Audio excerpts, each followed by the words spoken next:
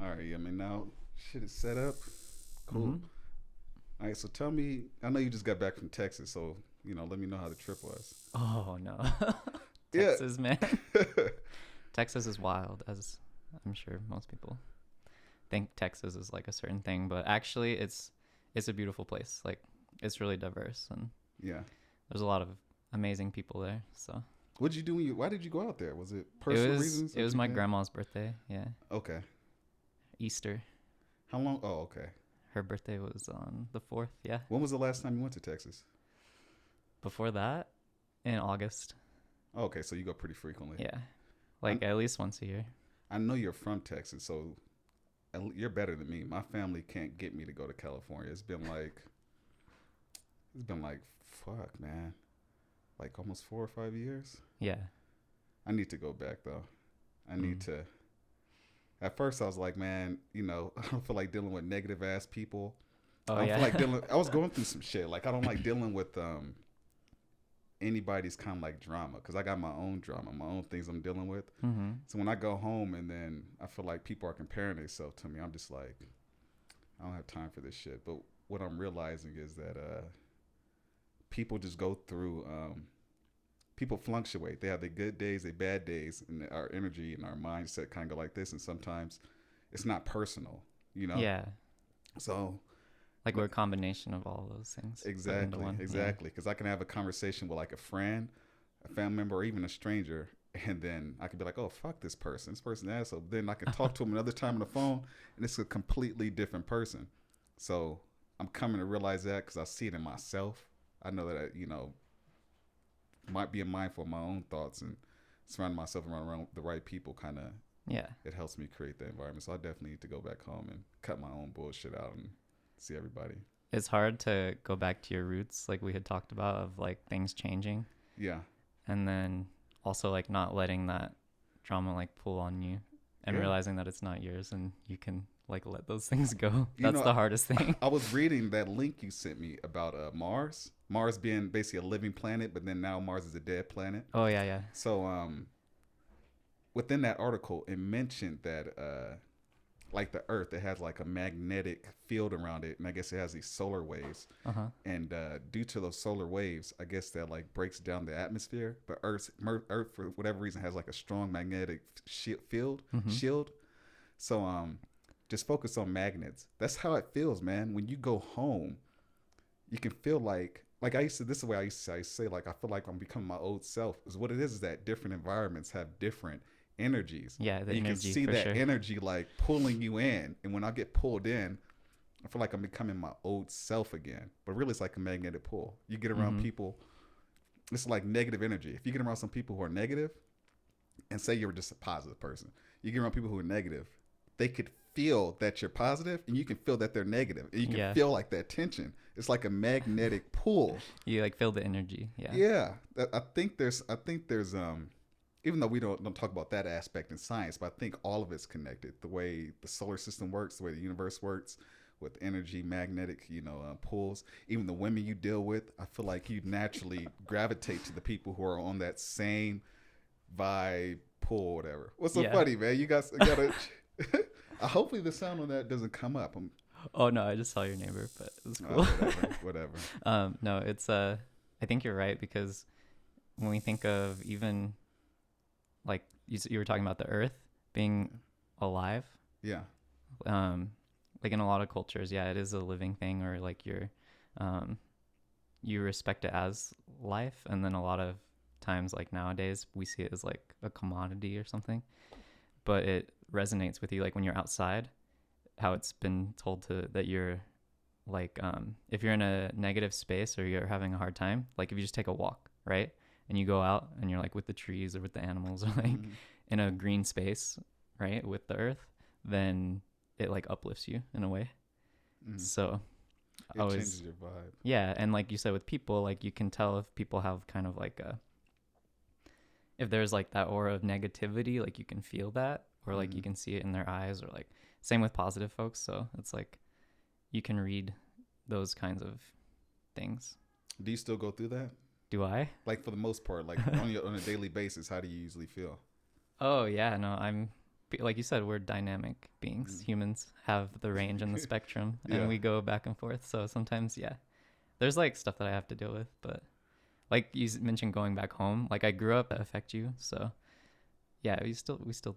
I think everyone has their own way to deal with that. But I've been reading. What was the book I was reading? It was. It mentioned willpower, and basically was saying that it's called the Kabbalion. okay, The cabal. Kabbalion, Yeah, right? yeah. So I remember one of the things it was talking about. Is it called a pendulum or pendulum? Pendulum. I don't, Pendulum or something. Whatever. pendulum Something swings. yeah, something Either way. exactly. Something where it swings. So basically, people is like a polar opposite polarity. Mm-hmm. So if you're up here on a positive swing, eventually you'll swing back to a over here on this side to like a more negative swing. I mean, we've had friends that are super excited and then all of a sudden they're like super crazy. And that's because that they can't control that swing, and we're a part of nature. So we humans naturally swing. Mm-hmm. And they're saying like with a person that's conscious, which you have some people that are more conscious than others, and people who have that willpower, they can prevent themselves from swinging all the way back to the negative side, and they can kind of stay up here. And yeah, that's like the practice, right? Like how you're as a human able to like be mindful of that and keep yourself in a like certain mind frame. Yeah, and the way if you continue to do that, basically you're gonna increase your strength. Like your will, it becomes stronger. Yeah. So let's say you're dealing with a group of people who are assholes, at least in your mindset. You're thinking these people are assholes. I don't want to be around these people. But if you like practice good habits, or you control your swing, mm-hmm. the next time you get around those people, they don't even phase you as much. Yeah. I know you've been around situations where people try to fuck with you, but you just unfazed, and sometimes you are phased. But that's really what, if you can strengthen your will, you know, like I was watching a fight between Mike Tyson. Do you know Mike Tyson, right? Yeah, of course. Mike Tyson, Evander Holyfield, right? Mm-hmm. And Mike Tyson knocking people out, talks a lot of shit. Evander Holyfield is super quiet. But if you look at his career, he's fought like the best fighters during their prime. And mm-hmm. people say a lot of shit about him, but he just goes in there, whoops their ass. And that mindset. It's his mindset, man. And it was like, no matter who he fought, whether it was Mike Tyson or anybody else, like if Mike can't scare you, then it's like, oh shit, he don't know what to do.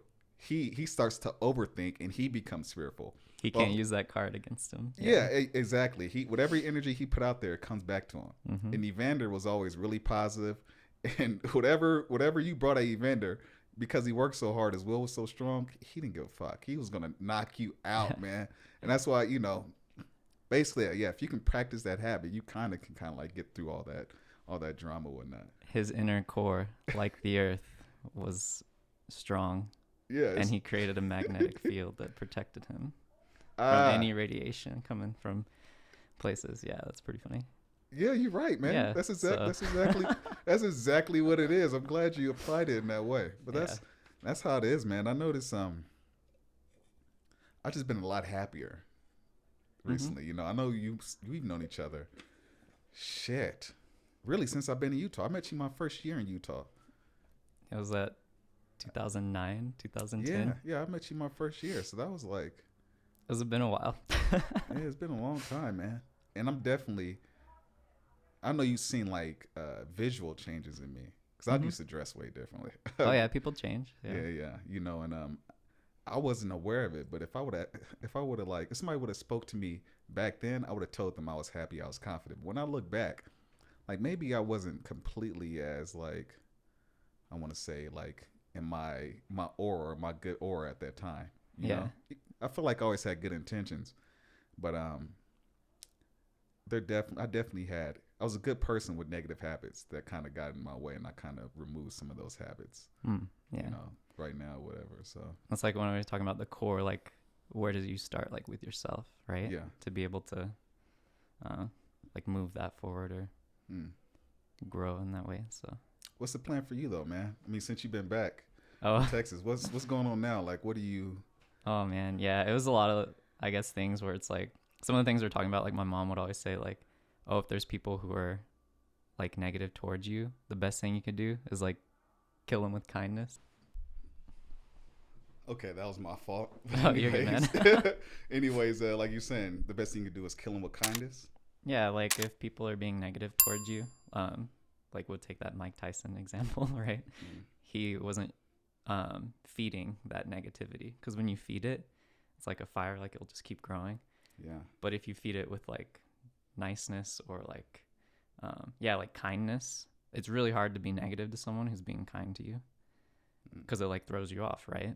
But that's something I've learned. It's like a hard lesson, I guess, because it's a practice. Like we're not, like no one's just like really good at it. You got to keep like actively trying to do that. Like when people are having a bad day, like you said, it's maybe not personal, like it's not them or like being a bad person, or having, it's something that's affecting them.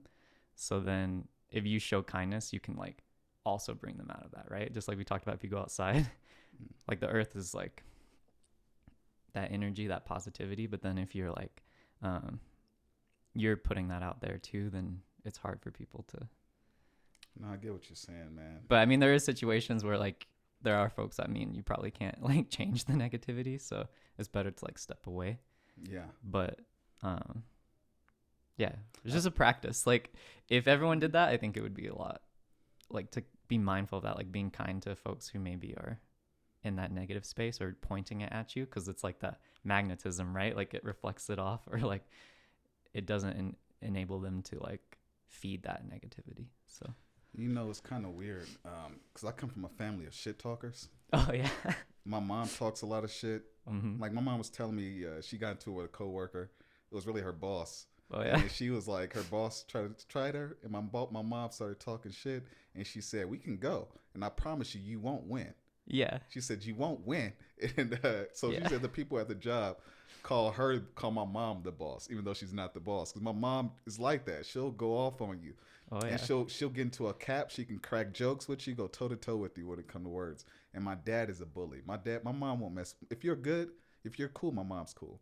My dad don't care if you're cool or if you're negative. My dad will just walk up to a random stranger and just be like, "Hey, you know, fuck you." And just that's how he's wired, man. He can't help it. So, but I'm just thinking about what you said about dealing with people's negative energy. What I've learned.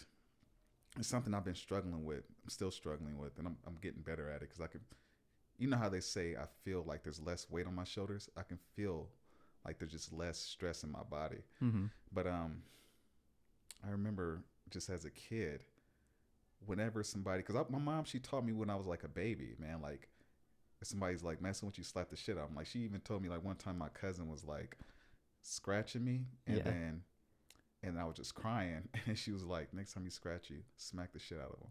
And then she said, he scratched me and I smacked the hell. And she said, you can hear it just like, boom. But I've been like that since I was a baby. So when somebody trains you to be that way, and they teach you to fight, because they'll teach us to fight when I was a kid, it's like that's your immediate like response to things. So when I was a kid and somebody fucked with me, since I came from a family of shit talkers, I would talk shit. Or I would fight in the middle of the class, like right in the middle of the class session. Somebody would say some shit. I'm like, "Oh, you know, fuck you. We can go right now." And I was dead, and I would do it because people wouldn't even expect you to fight them in the class. Yeah. So I would do it in the class, or during sports, or just anything on the street. People run up on people like, "Hey, what's up?" Yeah. And then since I've been out of that environment, in order for me to survive, I don't need to use that anymore. So I had to create new habits. And initially I was trying what you said.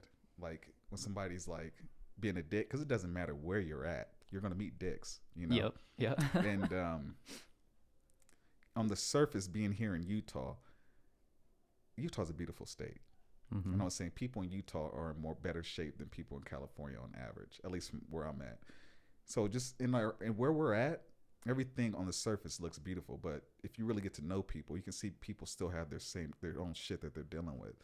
So I would encounter people who you weren't expecting to be an asshole that were assholes, right? And then you would see it in their eyes, or just like little subtle things. Yeah. And I used to do the killing with kindness type of thing. But for me, it would create so much tension in my body because I was going against my natural, instinct to like attack them verbally or like hit them. Yep. So that was a real struggle with me. And then I learned the best way for me to handle that is I have to combine the two. Like I have to say something. So I got to say, "Oh, fuck you," and then walk away and Yeah. never deal with you again. Never do. That's how I am as an adult. When I was a kid, for whatever reason, I could fight you and it was done. Like that energy, I dealt with it. I got it out my system. Like when people hit you with certain, when people, we're like, it's like ping pong. Oh yeah. When somebody like, they attack you or hit you with some negative energy, it's like now it's a part of you. It's like, attached to you. it's Yeah. attached to me. And So you now have I'm to. like, oh fuck that, bow. I'm gonna hit you back with it. Mm-hmm. And I noticed when I was doing that kindest thing, I would still be kind, but it was like I was just sucking GAN shit, and I felt like I was losing power. And really, it was a false power. Anytime power is associated with anything outside of you, it's not really power. Yeah. It's just some kind of like it's an ego thing. So for me, when I was like, now when I'm like dealing with somebody, I have to say something just so I can let them know like, hey, don't bother me, don't fuck with me. Yeah. But then I learned that everybody's not meant to be on your team. Everybody's not meant to be in your life. People you love, strangers, women you deal with, friends. Everybody can't help you get up that road. So you have to, some people you have to like basically create some space between. Like even us, like let go of folks. You have to let go of people, and that's the hardest thing. Yeah. That I had to learn how to do in my adult life. You never know who's gonna keep climbing up that mountain with you, man. Like I've known you for about 12 years now. Yeah. I would have never known that. I have another friend I've known about 12 years. But there are other friends that I was closer to than I was to you. For sure. And I thought that I was gonna have beautiful long-term relationships with these people. Yeah, I think that's something we go through as human beings, though.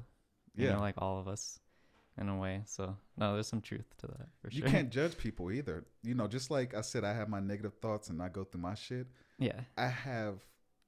I'm more conscious and I have a strong enough will to like see it and to know, okay, I can't do this. But the other people, they're going through the same thing that I'm going through, but they may not have the self-awareness or just like the strength to like to handle it.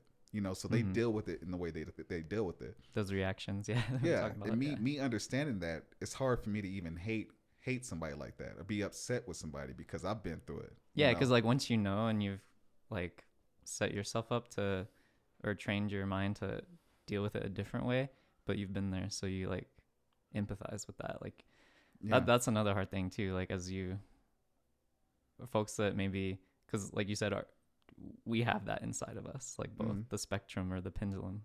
Yeah. So what's how's the dating life, man? I mean, I'm interesting, but not too many people are interested. We'll say that. You're interesting. So I'll just let it go. Yeah, we'll see what happens. Like we talked about. Okay, so you're not dating right now. No. Okay, but you want to date. Yeah, there's folks I'm interested in, but we'll see what happens. Oh, I see what you're saying. Yeah. And in what kind of way are you interested? Do you want to have sex? Do you want to have a relationship? Do you want to get married? What's up? I mean, just be honest. We had talked about it, yeah. Well, let's keep it real, because sometimes just because my friends wanted relationships when they were like 18. I didn't. Yeah. But my mindset is different now than it was when I was 18. No, definitely. Really, what do you want? Do you know what you want right now? Oh, well, right now it's interesting because, yeah, like I don't know. I've always been kind of different with dating. Like in high school, like being in music and bands and stuff, there's always girls around, but I was always like the friend. Like I never was like pursuing them or anything. I was just like, whatever. Like I'll stick with the music thing. But then, yeah, like as you get older, like I sort of went for it, but I was more like long term. Like if I'm gonna like date someone, I want to be like really committed to them. Yeah. But yeah, I've had like two, I guess, like main relationships in my life. But then like right now, it's just like if it happens, I guess it happens. The biggest thing is, yes, like you want to have someone to share things with, but like where I'm at, it does feel like a kind of like, it's probably in my own head, like isolated because of the whole past year, like all these other things, but also like on a deeper level of like finding someone who understands like my worldview or my mentality towards things is very difficult. So yeah, man, I get what you're saying. Like the maturity part too, but well, just listening to you, I can tell that you matured. You kind of like, you went through certain stages, and now you're just at this more recent stage where you would like to have some kind of connection with the person that you're dealing with. It's Yeah. not just sexual, right? No, it's definitely like deeper than that. So, because I mean, that's where our culture is right? Is to say that like that's the end goal, that's the like thing that all the like is sold, like sex sells, like the music, everything is always like sexualized, like hypersexualized. It's is what I'll not say. good. And it's not good for us because, yeah, like the way humans are, like we rely on each other, Yeah. and we should be more worried about like, yeah, like relationship building, like deep connections, and like, knowing people, Yeah. like for who they are, not for like these superficial things. Yeah. And that it makes me sick, like the way the dating is now, because it's like, oh, swipe right, or like all these like online things, or it's like distance, but then you get it's like that cultural thing where if you're not like driving a foreign car and like wearing this fancy stuff, like don't waste my time kind of thing, or like if you're not taking me out to dinner like every other weekend, it's like, there's more to life than that superficial. It's kind of like this. It's kind of, well, first off, because we are social creatures. We want to basically connect with each other. When we see like a lot of this stuff in the media that tells us that we're supposed to value, like the fancy car, the fancy clothes, the fancy house. You're supposed to talk all bougie. You got to carry. That's we got these class systems. I think a lot of that is what kills the relationship in the first place, because the root word of a relationship is relate. Yep. So you really just have to learn to relate to people. But we're taught to like not only worship things outside of us, worship all these things we see. We're taught to judge people based off how they look. Yeah. You know what I'm saying? I think if you get around children, I like to use that example, but you can see it. Kids they get around people who are like them, who think like they do, who share the same hobbies they do, people they can talk to. They're relating to each other. But we're taught to, if that person, they're in this fraternity, they come from this family, they in this major, they're this, they're that. It's all, none of that shit has anything to do with the relationship. No. You know what I'm saying? Yeah. I was telling, like in my last show, I was telling my boy, I was like, even when it comes to the body, we have these, first off, everybody has different needs, but health is like primary. So you can tell when somebody is healthy, regardless if they're overweight or underweight. That's the number one. But a lot of people, or specifically, maybe even guys, but I'm just going to focus on women. They have an idea like their body's supposed to look like somebody else's. But most of the women that I've connected with, they didn't have bodies like that. I've been with women who had nice bodies, but the superficially nice body. Yeah. But at the end of the day, it didn't work out because I couldn't relate to her. It was boring. I couldn't have these types of conversations with her. Or it's like that idea that we say like a nice body, right? Like every body's like a different, and like what we've put on, like if you go back in history, like I don't know, I always recall like this, like the way trends change. The way, and like I don't know, I think it was something silly, like in Europe back in like the 1600s or something, like we were talking about, you said like underweight or overweight, like more overweight people were like the norm, or like that was like not the norm but like the striving, because everyone like didn't have the resources. So that was like seen as like if you look at old paintings and stuff, like body type changes of what you'd say like is nice, right, has changed over time. And now ours has become like the super hyper like sexualized superficial kind of body that we think is like the normal, or like what is to be strived for. But like everyone, we're all different. So that's a good point you bring up though. Like if you've been with folks like that who maybe are like that didn't work out, like the relations, because it wasn't. You have an idea that if you have this car, you have this house, you have these clothes, you have this girl, life's gonna work out. It's gonna be perfect. Yeah. Once you've experienced, you realize that it's bullshit. I've had great relationships with women, and the reason those relationships didn't work out was because there was tension within me. There was unaddressed issues within myself. Yeah, starting with yourself. It was things that I had to do with myself, and a lot of times I thought that I thought that I could get a better woman because of like just based off looks. Like, I think that I should be with this type of person because I'm like this. It doesn't work that way. It doesn't work that way. And I was kind of blocking my blessings. I was blocking these great opportunities to meet cool people and have great relationships with these women because I had an idea of what I needed in my just in my mind. Yeah. And that's where it starts, right? Like with ourselves. Like Yeah. I think all the relationships I have had that have been, I guess, like long term or like committed relationships have taught me something. Like I don't feel that they were like a loss or like a negative thing. Yeah. Even if it ended maybe like a little rough, it's like that was a hard lesson to learn, but now we're like you're a better person for it hopefully than you were before, and then who knows like what that sets you up for because you're learning. So that's a good mindset, man. Yeah. Because a lot of people, well, not a lot of people. It depends. Because like I said, it's either or. We're all a pendulum. Some we're people, swinging. yeah, we all. Yeah. Some people have a relationship, and then they think they have it. Because I'm the same way. I'm like, okay, how could I have done better? Because I know what I did wrong. Like, okay, I know not to do that in my next relationship. Well, definitely. I'm more aware of what I did in that relationship. Go ahead. Made some mistakes. Yeah, yeah, Say that. exactly. So I learned that. But some people, they're always victims. They place the blame on the other person. They might mention one or two things they did, but they place on the other person, and basically it becomes a pattern.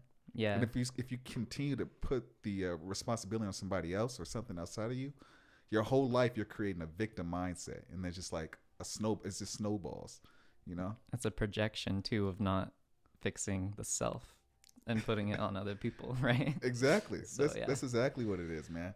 I For know sure. for me in my own growth, like girls used to call me conceited, so I thought that I was like the shit.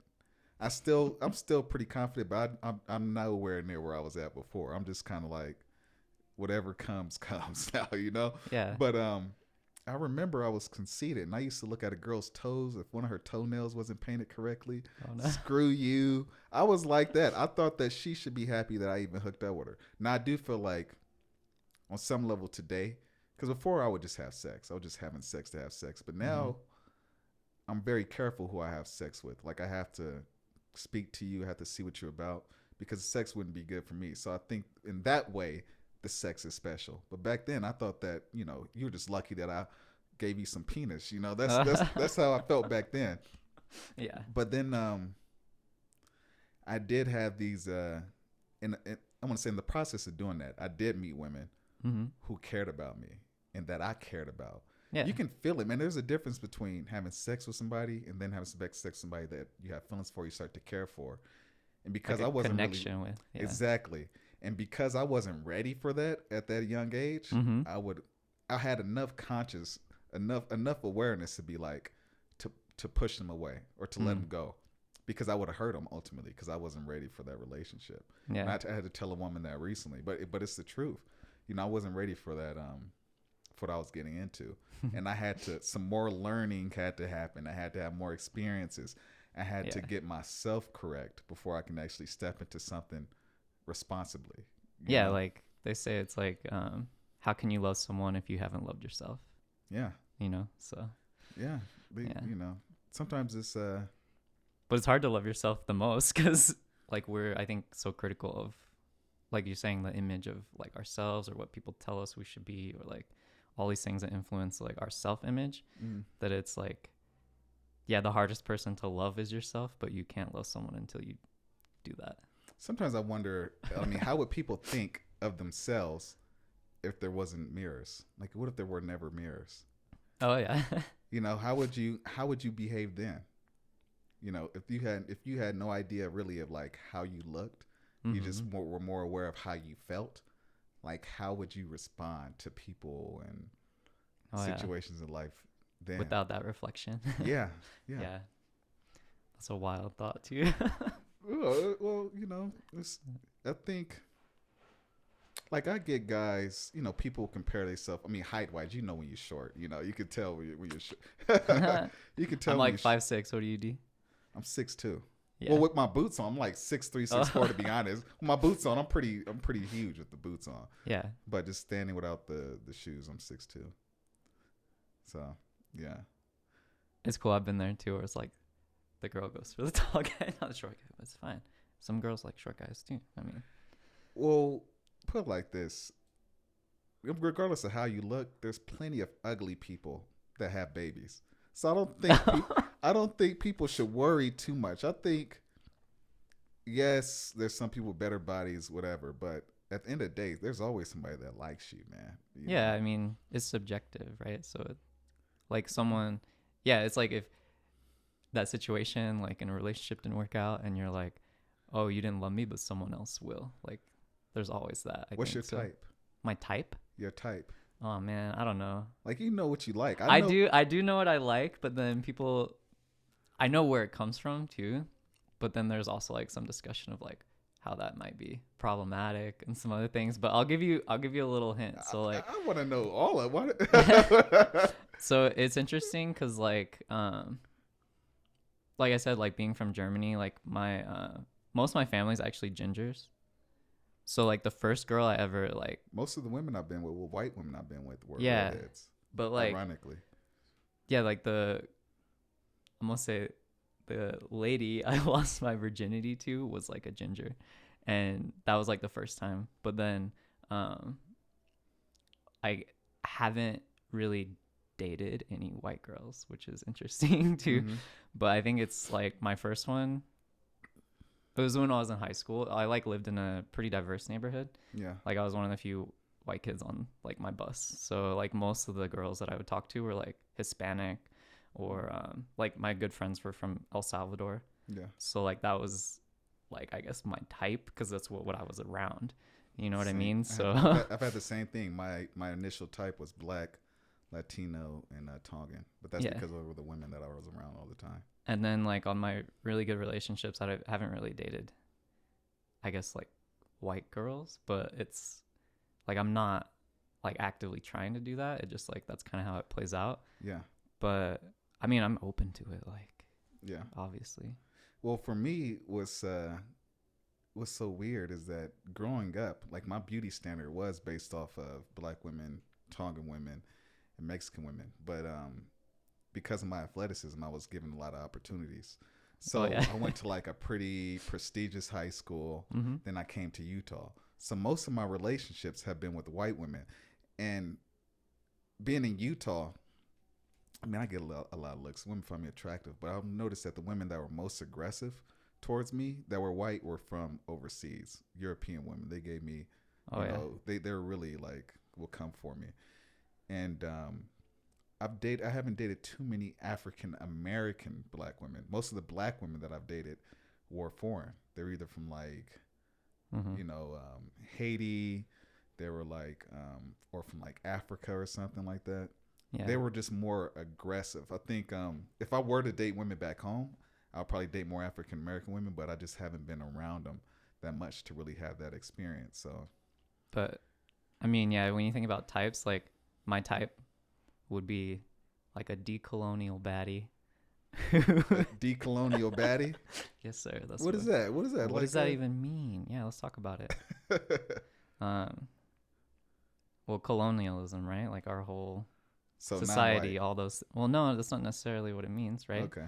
You can be white and, well, that's another thing. Like all these labels that we put out, right? Those are like American labels. Like, really, people are people, and I'm sure you could relate to this from being in Europe, like how it's a little different if you're like if you're from Germany or something, and there's like all kinds of people who are now from there, right? Like they call themselves Germans, but they're like Turkish or like from Africa or like from other places. Yeah. And it's just like a weird thing here, the way we label folks. Yeah. So, and it's unique to here too, because it's like you said, the class, the race system. Yeah. So I'm tired of it, man. Yeah. It's not because I'm trying to be some righteous person, but because I can feel in my body. I know that the thinking around it is incorrect. Like it's wrong. We're taught that. Yeah. And I told somebody before, I was like, look, man, I know I'm black, but think about it. If we would have never came to America, but in the first place, say all the black people that are in America, North America, Central America, South America, if they never came to America in the first place, they stayed in those little tribes in Africa, you would have never called yourself black. You would have called yourself based on whatever your tribe you were in. Yeah, your family is in your cultural roots. Exactly. All that, and if you go back thousands of years before that, you would call yourself different things. So all it is a label. In America, being black, being white, being Asian, it's an archetype. It really is, because people that are overseas, white people who are like in different countries over in Europe, they don't act the same way Americans do. They don't even look at me the same way. In America, we're taught how to not just judge other people, but we're taught how we're supposed to behave because, oh, I'm a black guy, I'm supposed to do this. Oh, I'm a white guy, I'm supposed to handle myself this way. Oh, you know. And that's what, like once we start asking those questions and acknowledging those things and breaking those things down, right? Yeah. That's like to decolonize, to like unwrap that, because it's a colonized lens when you start putting stuff in like that.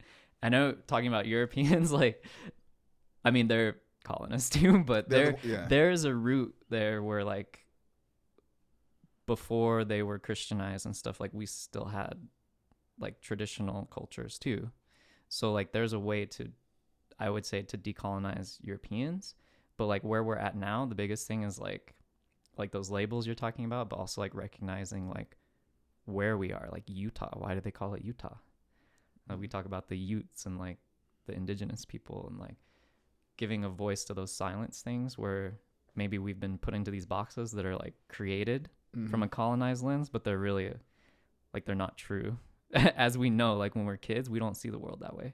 Definitely. We're like taught that way. Definitely. So like, how do we get to a point to kind of unravel those things? And it's painful, man. There's a lot to unravel. Yeah. So it's like, that's what I talk about. Like if I was ever in a relationship, it's hard because so many people are still living in that lens. Yeah. And it's hard to find folks who have like started to unwrap that. But they're around, like, for sure. Like there's like a movement that has been growing, I'm sure.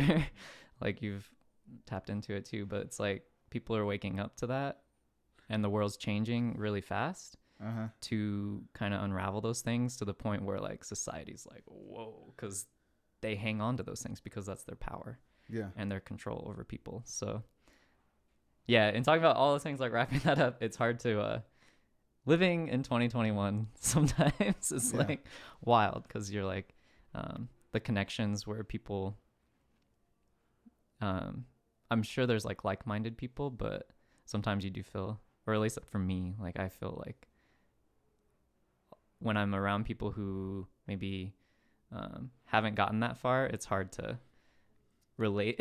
Like you say, like in a relationship, you need to be able to relate, and it's hard to find that, because also a lot of people are playing the game. Yeah. Some people haven't stepped out of that. And I think the best way to really get around that is basically, like I said, address the things in yourself and improve your own vibe.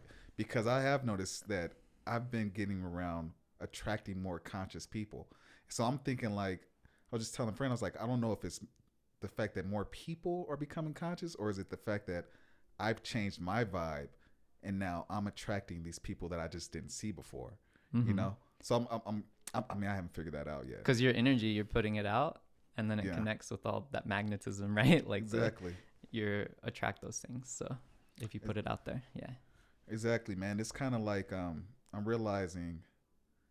What I come to realize within this last year is that there's a lot of people, but there aren't a lot of options, you know, and that makes it easy for me to focus on, like, you know, things like this podcast, my business, but it also makes me easy for me to not really care about having sex with a girl. I mean, have you been in a situation where you meet a girl that you really like, and then it's like, oh man, you can't get her off your mind. You're like, oh fuck, I really want to hit that, and then you say the wrong shit, or you coming off as needy, and it fucks it up. Now I really don't. Oh yeah. So now I really don't have that. You know, I feel I'm really at peace. You know, I'm talking to somebody, but it's just like talking, and then when I'm away from her, I don't even think about her.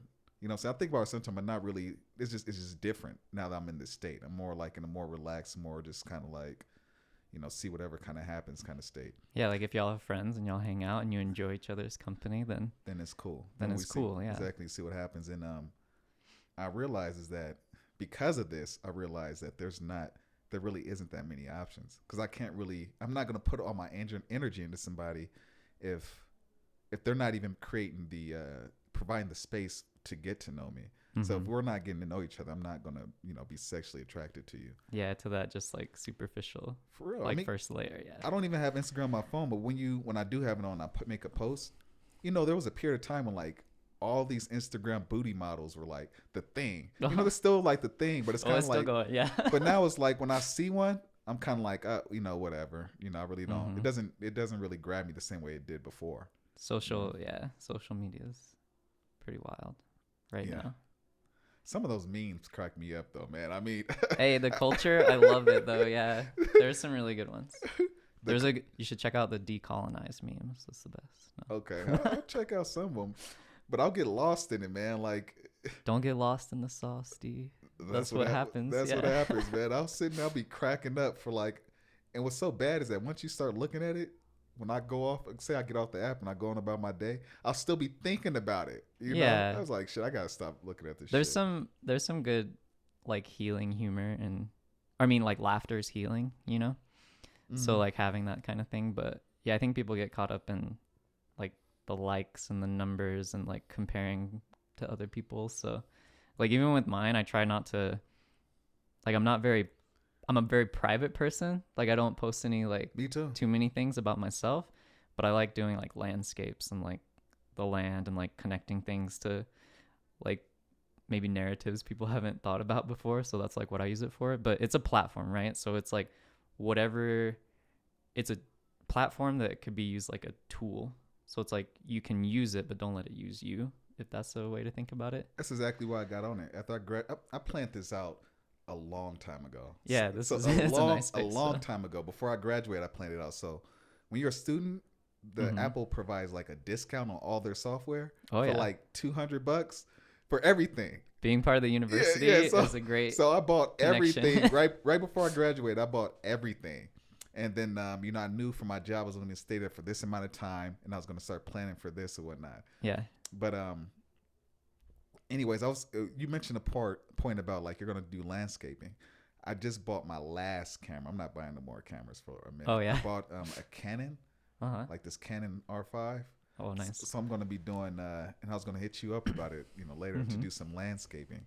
The camera lenses are landscaping too. Like I love gardening or landscape. Oh, landscape. I'm not Yeah, Oh, yeah. Maybe another day. That's cool.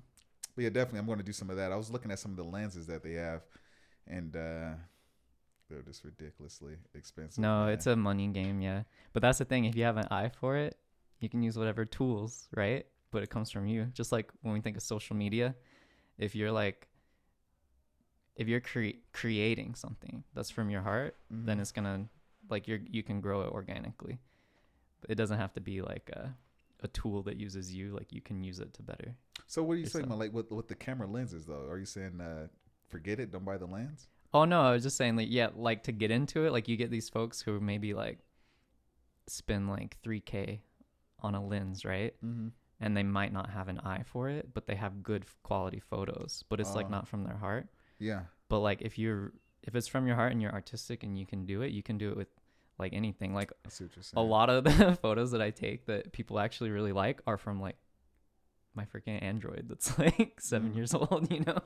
I looked through your photos. You have some pretty unique yeah, so it's like it's up to your heart and what you create, you know? And you could do it with anything. So if you have the tools to do it, yeah, definitely. Yeah. Go for it. But yeah, I know what you're saying. You have to have an eye for it because there's a family out in Oregon that I'm pretty close to, and her husband, like he can use an iPhone and make it look like you went to like a Photoshop or something. Yeah, your picture professionally done. But he has a good sense of lighting and he understands the art behind the photo. And if you understand that, you can actually like put something together. Even with like music, you see with the music notes and whatnot, you can play the song, you can play a tune, but if you understand like the relationship between the notes and the fingers, yeah, like you're mentioning that, yeah, like the music thing, like with producers, like you can, if you really got an ear for it and know what you're doing, you don't have to have like a giant studio. Like you could record it in your house. Like all these folks who are like doing their own independent labels, or like running their own studios out of their homes. It's like it's up to you, right? It's not your equipment and stuff. So what are you doing with music right now? Oh, musically? Yeah, you're always doing something with music. Yeah. I know you were doing like, what did they tell me? I heard that you were doing like shows like in high school, like in front of like thousands of people. Not thousands, maybe. In Houston, we had a lot of good shows for sure. Okay. I started actually in, what was it, 2006? Probably. I was 16 when I got my drum set, and we were playing like metal, like hardcore, like, and there was some shows that we would play, but like two shows like every week, like on the weekends, just all over. So that's where I got like most of my experience. But then moving to Utah, yeah, there's like a ton of projects. Right now though, we'll do some shout outs to some folks like yeah, shout out. It's all good. Santos Guzman or Santos Jaguars. He's a good friend. There's other guy, Young Spit. Yeah. From their local Salt Lake, and I've been playing around with Santos quite a bit because it's like cumbia, reggaeton, like Latin music, and growing up in Texas, like that was always around me, so I kind of vibe with that. But yeah, he's a good friend. And then there's some other ones that I really miss playing in. Like there was this indie band here that was through my work that I met the guy. This, I guess I don't know if it's indie, but it's like kind of rock or like pop rock, or you call it like a kraut rock, like old German kind of. Oh, but it's really like interesting. It was Muzzle Tongue, which is another band. They moved to Pittsburgh, so I miss those guys. Okay. But that was like last couple of years, 2019. We had a really cool slug feature at Urban Lounge that was like the funnest show. But yeah, now I've been working on like being a drummer for people who like already have music, which is a really different approach than like creating. But I also like have a few things that I create like at home. Like the folks, there's some, it's like more industrial, like heavy kind of music, but we haven't released anything yet. Like industrial electronic. heavy. Like how can I relate it to? I'm trying to think. What is industrial heavy? How would you describe it? Industrial is kind of like, I guess it came from like the 80s, early 90s. It's electronic, but it's a little darker. Like it's heavy. Like I actually the gangster rap of electronic music, is that what it is? Or like the heavy metal of electronic music? Yeah, I guess so. It's heavy. It's like, I guess it came from like I guess one of the most famous ones was like 9 Inch Nails, kind of. Okay. Like that sort of style, or like it's like very European too. Like it can be like very dancey, but like pounding, like KMFDM and some of the other. I don't know if you've heard of those guys, but yeah, there's a project that I'm working on there. But I really, my heart is in like metal and hardcore. Yeah. Which the scene here is kind of wild. So there's a big heavy metal scene in Utah. Yeah, there's a decent one. Yeah, I'd say Okay. it's pretty. It goes in lots of different genres, like subgenres. So, but there's a guy, Andy Patterson, who runs a studio down on 33rd that I worked with a few times. He's a really cool dude.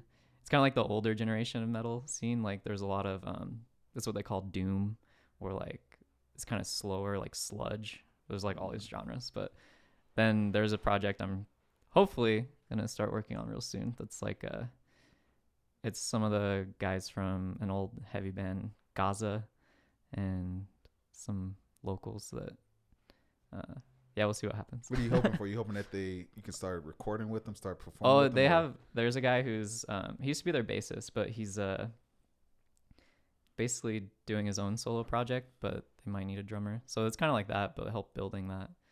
Because my creative stuff is more like in the heavier genres, like I was talking about industrial, like metal. But I like to play all kinds of things. Like I've been in like reggae bands. Yeah. Like I was saying, like practicing cumbia and like all these other stuff. So we'll see. Well, that's one of the things I noticed with playing the guitar. I mean, I like to play whatever, but everybody has their own rhythm. Yeah. Unconsciously. And I remember being in that class, like when we would read the notes and people would play the song, it would sound different. It's because in people's head, they already had their own like pace of like, as far as like hitting the note, and then just their home, they had their own mindset when it come to actually making that song come to life. So that's why we had the metronome, so that we can actually keep everybody in sequence together and learn to play together. And you get that with different music genres, because everything has a different, just different tones and different space between tones. Different feel, right? Everything's a different feel. So then that's why I like these different genres, because it basically expands me.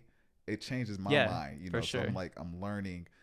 It's like when you watch a movie takes you, it has like a climax and it comes down, it goes through these like ups and downs, these movements and dynamics, and music can do the same thing, you know, with different genres. Because there's times where, ironically, I don't listen to too much hard rap anymore, but I do listen to this rap artist named Fabulous, because his wordplay is just so good. The metaphors, and I'm just like, oh shit. And that's not really popular today anymore. More is just kind of like choppy little rhymes, and then like, you know. Like popular music. Yeah. It's just different now. So I don't even know the name of the artist nowadays or whatnot. Like trap is the new pop, basically. Exactly. Yeah. So I'll go from listening to something like that, then I'll go listen like some 80s rock. I'll be on some 70s rock. I'll even go to 60s, man. I would listen to stuff like that, old R&B, old rock, Definitely. even some of the like I'll listen to like Shania Twain. Like I'm like that, but I love the I just like the creativity, man. I don't like seeing the same painting. I don't like seeing different people paint the same picture over and over again. I like to see a bunch of different different things and then try to create something new. So because that's what diversity like breeds creativity. So like that's why I try to be in like multiple places, I guess, at once, like playing different things and stuff, because I'm always growing that way more than I would if I was like sticking to one thing. Paul, you just giving me game, man. You know, I was just having a conversation with a friend of mine, and she was saying that she would have to be with somebody that's curious. Okay. And I was like, "Are you sure you would like to be with somebody that's curious?" She's like, and she looked at me crazy, and I was just like, "Well, the reason I say is because a person who's naturally curious is going to be, they're always, like you said, they're looking for diversity. They're always looking for something new information. They're trying to explore. They're trying to grow, you know. And then basically what you're saying is like, when somebody is like that diversity, that diverse in knowledge, that diversity and like experience, it helps you grow and create something new. But really what it is it's expansion.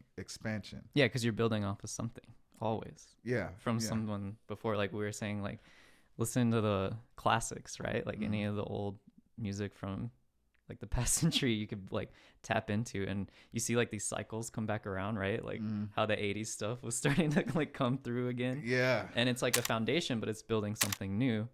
And you see that too, I think, with like, especially I would say that like that, what they call like the emo rap. Yeah. Because like that was, I guess, my generation, like the 2000s, like the emo, screamo, hardcore. And then it was like, now that has like built another foundation with like Juice and like all these other folks in the rap game who are like doing that. Yeah. But it's with this new generation of kids. So that's also like really beautiful, because it's like this cycle. Yeah. And growing and like pushing it to places where it normally wouldn't go. You're right. I need to I really need to tap into what's going on right now with the music. Man, I wish I knew this girl's name. I just found out who she was. She has like green hair, but she sings like, oh man, she has like Mariah Carey and she's from California. Do you know what I'm talking about? It's like some teenage shit. Oh, you're talking about she's like green pink. Billie Eilish? Yeah, man. I just found out who she was. God. Okay, that's on to, she's like, pop for sure, but you can see that, like, I guess like that older thing from like the 2000s like coming back around, or the way she dresses, but there's also maybe some like other things with that. Yeah. But I don't know too much about her, man. So I'm not an expert on that either, okay. So I'm not gonna jump into it. But I know she was here like taking photos in the salt flats. Really? And I was like, shout out to the Go Shoots, you know? Well, we should do something similar to that. Yeah. When can we go? Oh, to the salt flats? Whenever. Okay, is it like... I mean, the Great Salt Lake, the desert, is like right there. Well, I'm wondering, because I don't want to go when it's too hot. You don't want to go when it's wet. So like right now, it's all muddy. Okay. And you don't want to go when it's like too hot in August, because it's full of bugs and crazy things. Okay, so yeah, that's what I mean. I went to Death Valley and I was like, oh my God, you know, this is... Yeah. Now I know why they call it Death Valley. But a lot of folks, there's actually a really cool...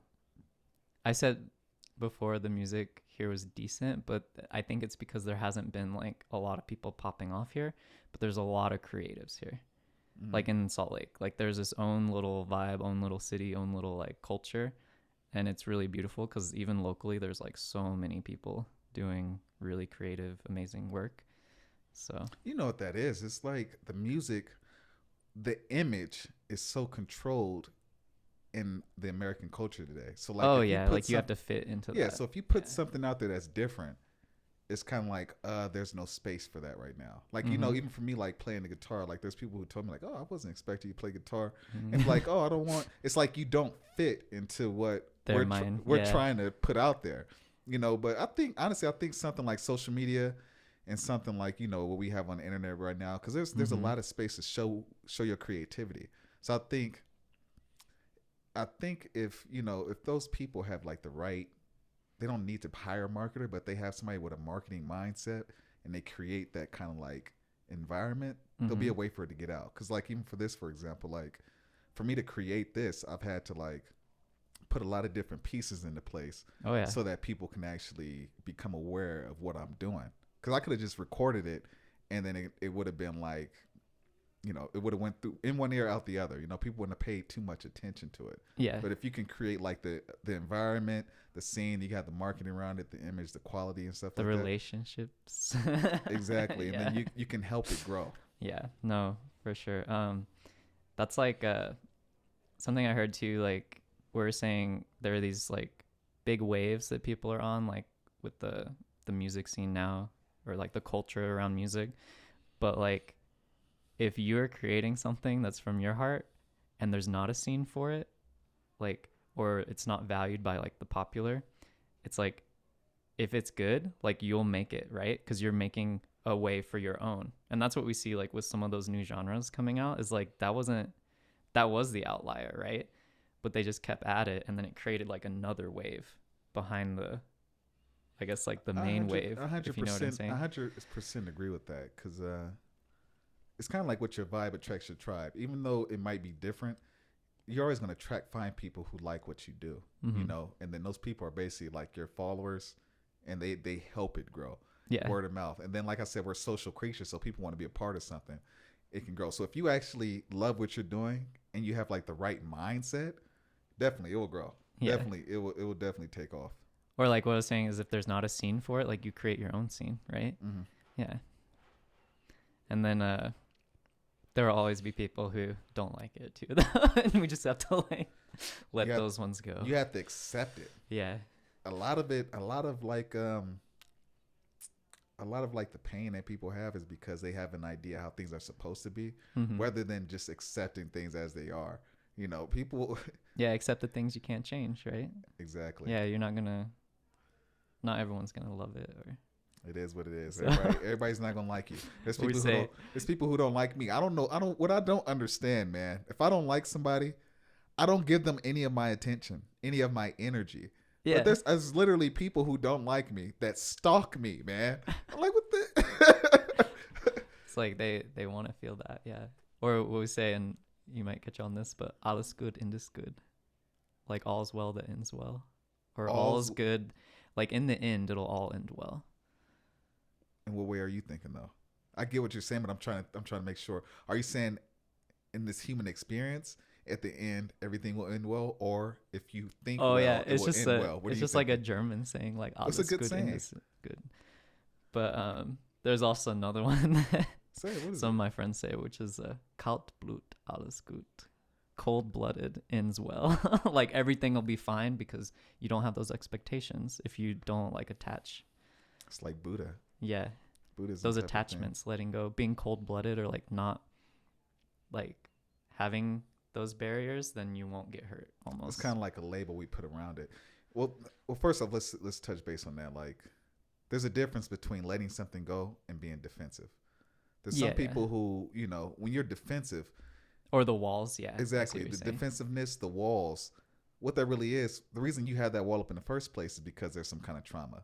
So you have some kind of fear. So you're thinking like, okay, I have to protect myself.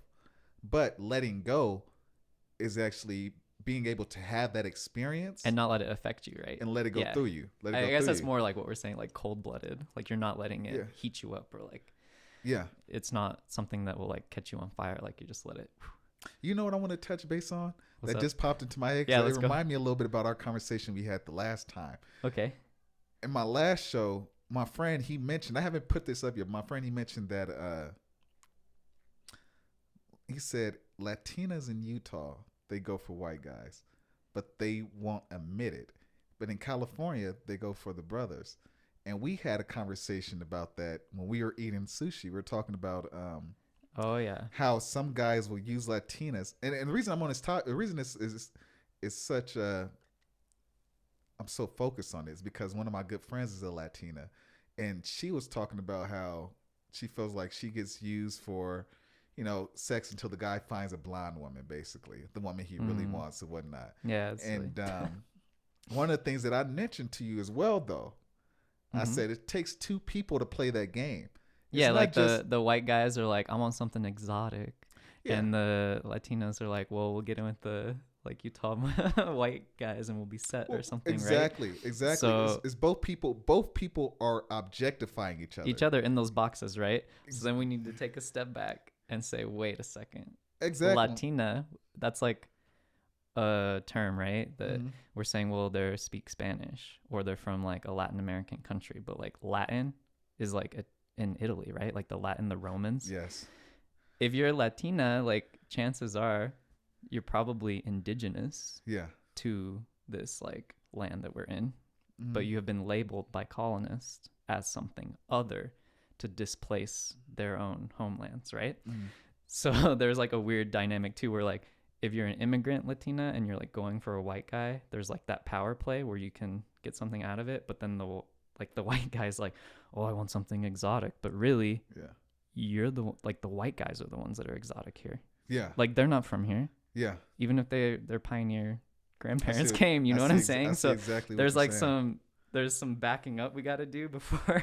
It's just an interesting dynamic. But yeah, most people don't think of it that way. They're just not aware. But they're not aware of all the different dynamics, you know. Yeah, and I've seen that though, where like I mentioned this to you before, where like I was talking to a girl that like is trying to do that or like going through those kinds of motions, and like in my mind, like I'm not trying to do that, so it didn't work out. Like I'm not trying to exotify her. You're on a different vibe. So it's like but I can't like help her get out of it because she has to get out of that herself because she's stuck in that. She's on a different vibe. She's gonna find somebody to basically to fulfill that, like you said, it's picture. It's a two meeting. Exactly, because you're not gonna make that happen for her. She has an idea of what she wants, and because her vibe and her thinking is a certain way, you see her as a person other than a Latina. So you judging her on a whole different vibe than the way she's walking. So although you might physically fit something, your vibe is off. So she's going to find somebody else to basically fulfill that truth. She puts herself in a position where she's that victim Latina, but she's not aware that a lot of Latinas, they look at a guy and they're like, oh, this white guy's going to have the perfect job, the perfect family. He's going to do this.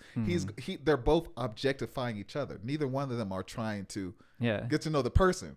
So it's not that, I mean, we usually point the finger at the guys, but we're not aware that two people have to play that game. Yeah. I've had women who tried to objectify me, or you can just tell. No, I'm sure I was going to ask you, like, you've had these experiences too, where people put you in a box of like, oh, he should be like this because, you know. I've had it my entire life. Yeah. If you look up right now, if you go to like East Palo Alto murder capital, it'll show 1992, right? Per capita, it'll show that. The mindset of people in that environment is different than the mindset of people in this environment. And within that environment, there's certain expectations. There's a certain way of speaking. There's a certain way of dressing. There's a certain way of walking through life. There's certain levels of, there's an intelligent expectancy, right? So people I was an athlete. So by the American standard and the standard of my community, athletes aren't supposed to be smart. So they didn't teach me as a kid. When I was a kid, they literally would sit me in a whole different section of the classroom and say, this table is called Menace of Society. And they would point us towards the wall. We would sit in front of the wall, and the teacher would give his attention to the other students that he felt were going to be the ones to save the community, or the intelligent students. And I remember telling one of my good friends, Ezell Banks, who else was at the table? Ezell Banks, Sonny Conley, I'm not sure Jeremy was. But I remember I was like, in my 9-year-old head, I told them, I was like, they're trying to make us stupid. Because before that, I was always like an A student. I was a quality student. But once I got to like 9, my athleticism started to show. I started to grow. They started putting us in those boxes. Yeah. And I realized at that age, it's like, okay, something is different. They're trying to put me in a box. And that never stopped. It happened in high school, happened in college.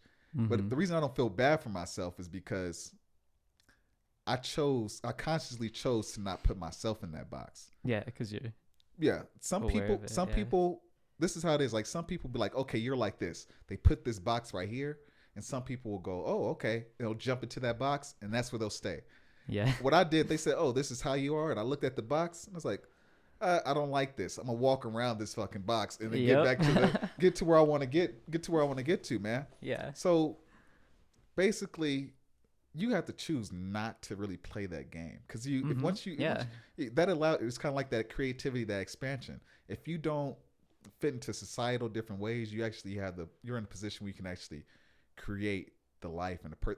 It's about evolution. You can evolve past the group, you know. Yeah, because but you look who's setting those things up to put folks in those positions, right? And it's like, Yeah. it's to maintain that status quo of that class and that race society that we live Do you in. think it's needed? No, I don't think we're naturally like that. Okay. Like when we're young, right? Because you're like talking about being a kid, like as a child, I remember being like, I think you were talking about like fourth grade almost, Yeah, yeah. and learning about like That's exactly what it U.S. was. history, and was friends with like all the different kids, like the black kids, the Latino kids, everyone, right? And then the teacher starts talking about those things of like the history of slavery and like all this, and it creates these like little pockets where, oh, like this kid's like basically like segregated in the classroom, and they treat me differently, and I'm like, why are you doing these They things? dislike you for reasons that you for Yeah. things that you Or don't I even mean, do. the teacher would treat me differently than they would treat the other kids, and like I pick up on that, and I'm like, what's going on here, right? Because that's not. But yeah, like you said too, sometimes it goes the other What way. ethnicity was the teachers? Huh? What ethnicity were the teachers? No, they're white teachers. Yeah. Okay. But yeah, you see that like kids aren't. We're taught to be that way.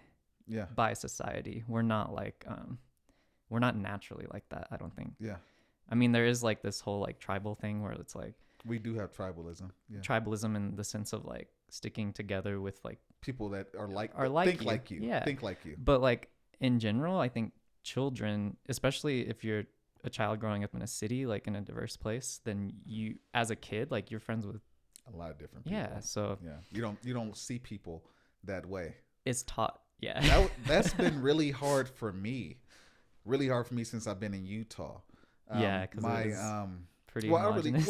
Well, you know, put it for like this. Like, I'm not Mormon, so Mormons don't talk to me. I'm not from Utah, so non-Utah people don't speak to me. Yeah. So I really don't care, you know. But the thing that's been difficult for me is that I've been kind of a little bit of racism here and there, but I don't put myself in a position where I'm dependent on somebody who doesn't like people who look like me. So I don't have that many experiences. But the way that it's been difficult for me is because growing up where I grew up at, like my friend, one of my good friends as a kid, he's Tongan. And he told me, like when we were like 28, he said, man, growing up, I thought we were the majority. And by we, he meant black, Tongan, Latino, people of the minority section. He thought we were the majority. But the key word is we. He saw us as one, regardless if we looked differently. Yeah. In my community, we were all people, you know? Yep. But people who grow up in a predominantly white community, at least what I noticed in Utah, they see themselves as other. Yeah. You know? They don't see themselves as like a we. You know, that's one thing that I've kind of like became aware of. I think it's the projecting because they came here as immigrants, but try to tell everyone else that they're immigrants. Yeah. I don't. But anyways, I don't even know. But I was telling my roommate that's that one of the things that's really hard for me is that as a black guy, I noticed that the way people built their groups here, like, you know, people built their groups. Okay, I'm Mormon, so I hang out with the Mormons. I'm in Utah, but I'm non-Mormon, so I hang out with non-Mormons. Or I'm black, so I hang out with all the black people. Or I'm that. I don't like that. And I told her, for me growing up, it's like I just didn't see people that way. So now I have to learn that if I'm in a different environment, even with me and my social group, I speak to everybody. I have a lot of different friends, but I do have groups of friends who only hang out with black people.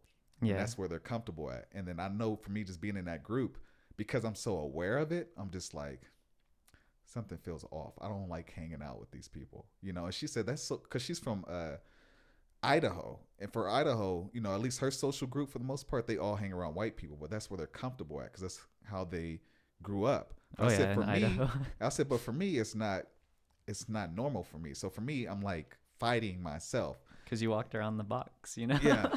And I had to learn, and I've also had to learn that I got to be careful of what white people I speak to, because not all white people have a California or a Texas mindset. You know what I'm saying? Oh, yeah. Yeah, some people have a different mindset. So I have to learn to like really vet people and really before I open myself energetically to certain people, you know? Yeah. So I know it's some deep shit, but it's the truth, man.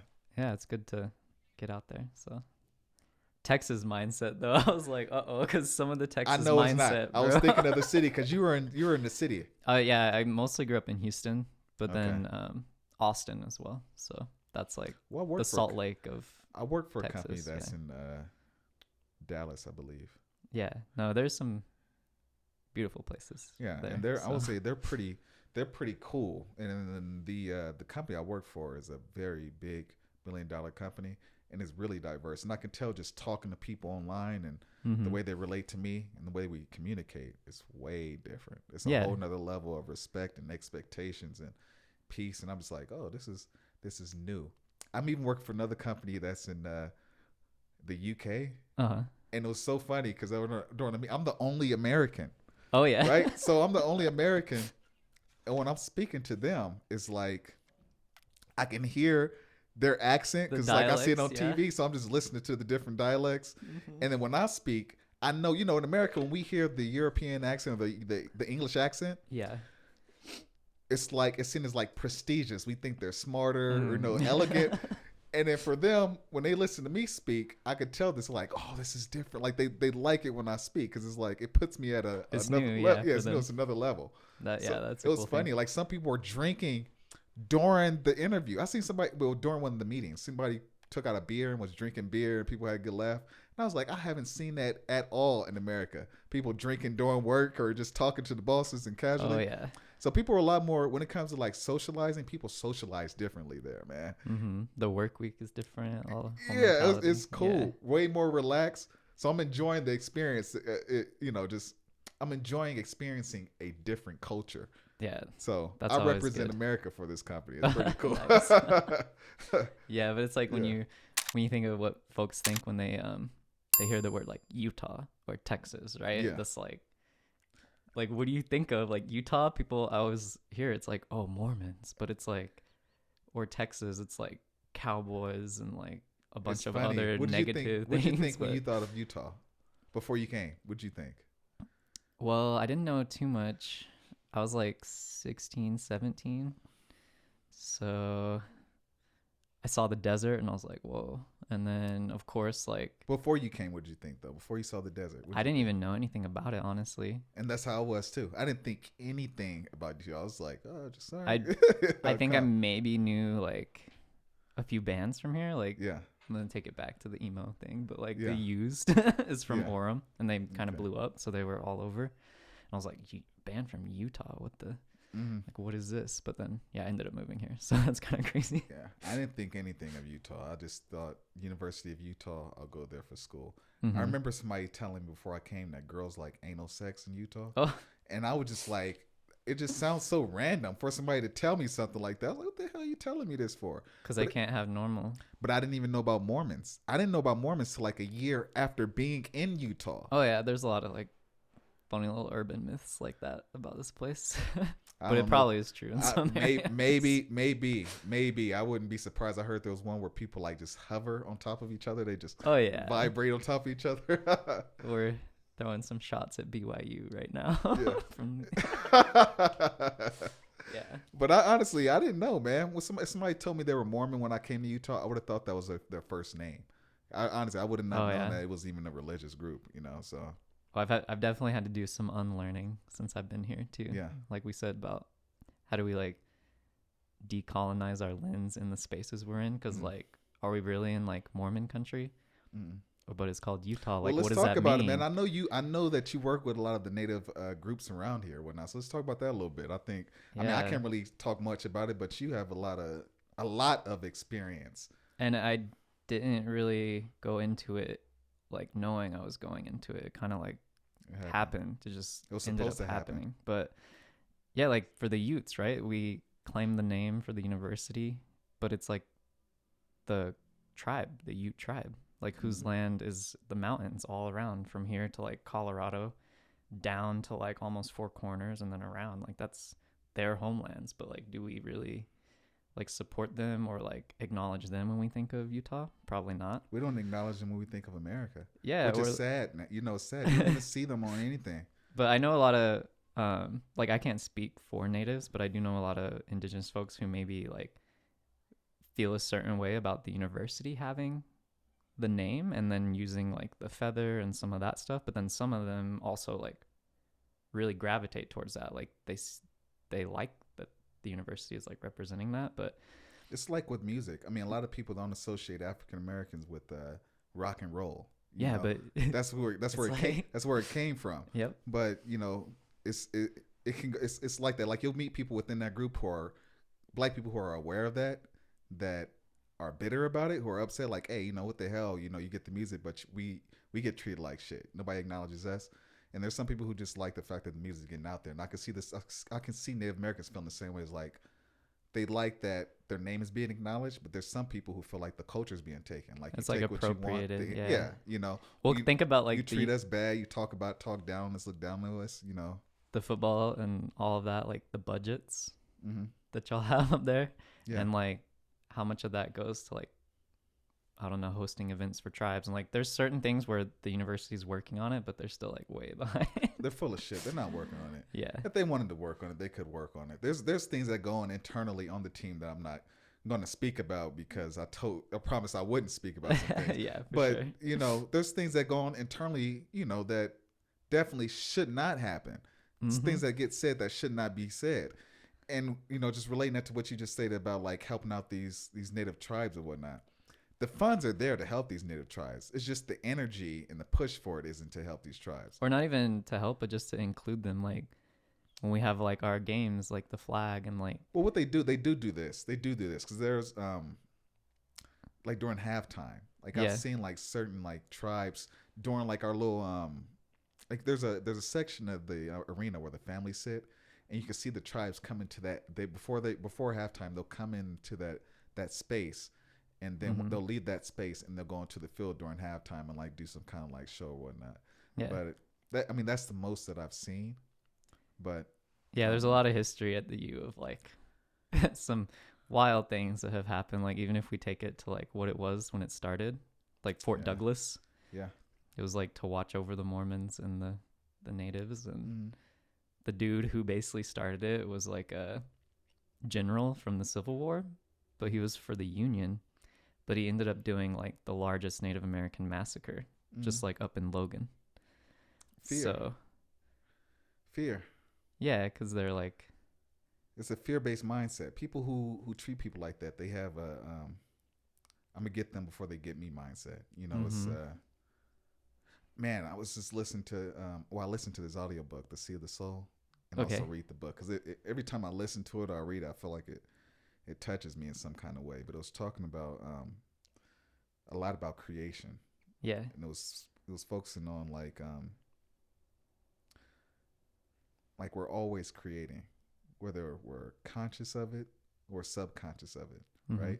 And a lot of us create through our ego. And the ego is basically when you're conscious and your subconscious are aligned, you can create consciously. You're aware of your energy, you're aware of the words that you say, you're aware of your actions. But when your subconscious is pulled away from your conscience, you start to live through your ego. So a lot of times through the ego, you have more of a false sense of self. And a lot of the fear that you have is associated with the ego. That can be jealousy. You're jealous because somebody's in a certain position than you are, or they have a certain amount of acknowledgement, something like that.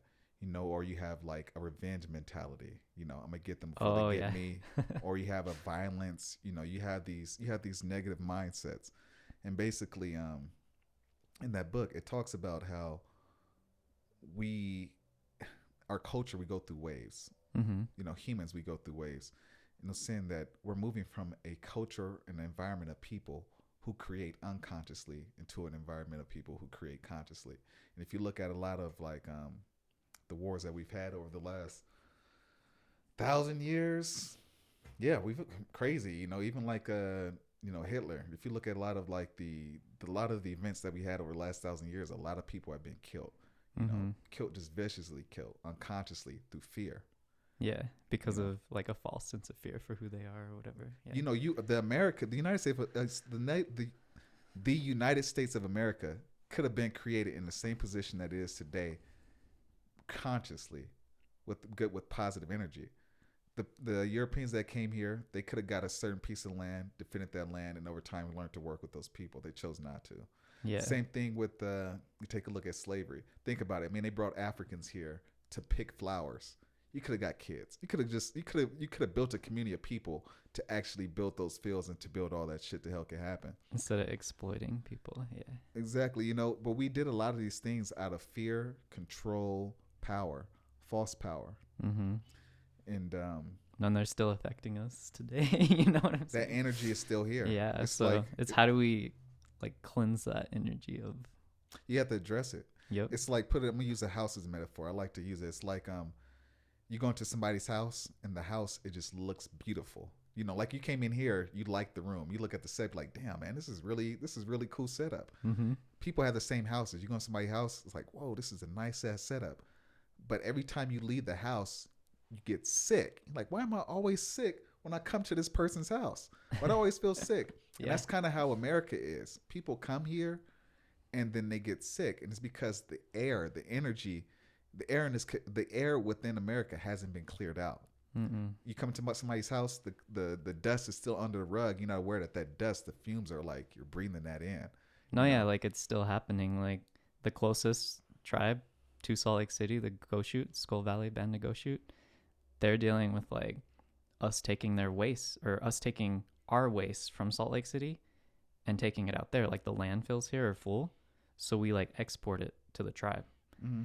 And like look at where all the like places, like you're saying, the air, the water, or the land is like being mistreated. Like the factories for like magnesium are all out there. They tried to put like the chemical weapons, the nuclear weapons, all in those areas. So like it's currently still happening, and it's a lot to talk about. But I think that although we have all these negative things, that we're aware of all the negativity that's around us, what's happening, I think things are changing. I think we're going through a different cycle where that negative energy is being pushed out. That's like you said, addressing it. Like we got to like, you know, there's a big like thing online around white guys being pointed out. Well, they're basically being seen as like the black sheep or like the bad guy or whatnot. In certain, I can't remember all the why it's referenced, but you can see it like a lot of white guys are being attacked in some way. And reason that's happening is because of unaddressed negative energy. Mm-hmm. You get the same thing in inner city black communities where the violence is going up, or like criminals. You know, you have this mindset, don't snitch mindset. And really what that is that it's unaddressed negative energy. In some of these some of these like low impoverished communities, or some of these like these inner cities neighborhoods that have a lot of violence, because of the inaction as far as like getting that negative energy out of there. Like there's no reason you shouldn't be snitching on somebody that's killing people, or you should allow rape, or you should allow any kind of crimes or any kind of stealing. But in those neighborhoods, it's seen as like a sin to even bring something up and to report those people to the police. So you allow that negativity to stay there. But in order to clean up those communities, you have to address the negative energy and to get it out. And then what you see in America, you see a lot of white guys, they get the finger pointed at them. And the reason that they're getting the finger pointed at them is because not all of them, but within that group, there's a negative history, a negative past, and it's just not being addressed. No, like you're saying, the intergenerational trauma and the karmic energy that we carry because of the things we benefit from that are still affecting people. Yeah, exactly. It's messed up. And it's crazy that even in those those inner city communities, there's somebody benefiting off that. No, there's people who benefit off that don't want it to change. That's why it's still going. And that's why it's there. Yep. And then we get that, and you can relate that on a major scale to white guys. It goes on, it's happening because people are benefiting from it. But just like that mindset in those inner city communities, the mindset that we have in some white communities is on its way out. And if you're one of those black guys or minority guys that grow up in one of those communities, or white guy that grow up in the community, the only way that you can really, prevent it from happening is to address that issue yourself. Address that negative issue yourself. If you were for example, if I was like with a group of men and we were in that inner city community, if we address it, that means that we can save a lot more people in the future from going to potentially going to spend the rest of their life in prison.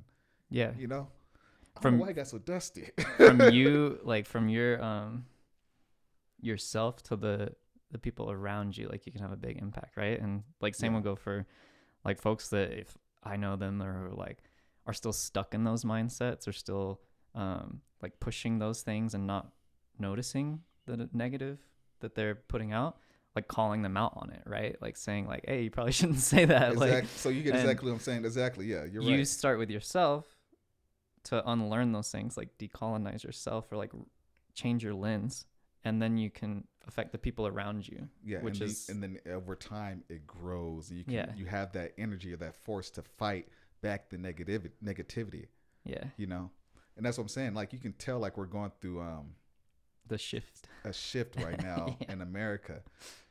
What do you think of the politics? Do you pay too much attention to it? Bro, I know that they're two sides of the same coin. Like you said, they're both benefiting from it, and we've Yeah. seen that because, of course, like when I think of like my community and like what would be better, it's like I swing a certain way. But even then, they're still like really screwing everyone over. Mm-hmm. Like we see it in our city, Salt Lake City, where we have like a pretty progressive like city mayor and like all this stuff. But yet the amount of like police attacks on homeless camps and like all this stuff's happening under like a progressive mayor. You know what I mean? So it's like I'm so far, like I'm not even in the same spectrum as like the popular politics of America, because it's like we're like we need something like outside of that to fix the issues, because they're just like going back and forth creating these dissents that like creates chaos. And There's I think no harmony. There's a lack of harmony between the groups. yeah, because I mean that's working exactly how they want it to though. Like when you look at the last election and like the polarization, like the way it swung, and now it's swinging and it just keeps dividing more people. Yeah. So really like the most important lesson, even like all these conversations would talk about like class or race or like people are people. Like that's like base. Yeah. And that's like what one of my mentors told me is like, she was native, right? So she's like, Paul, we're just people. Yeah. Like those boxes you were talking about, like we're just people. So I try not to get too into politics because people have been so divided by it. And people that like I really care about will be on like either side and feed into that like really intense stuff that usually is just put out there to divide you. Like, exactly.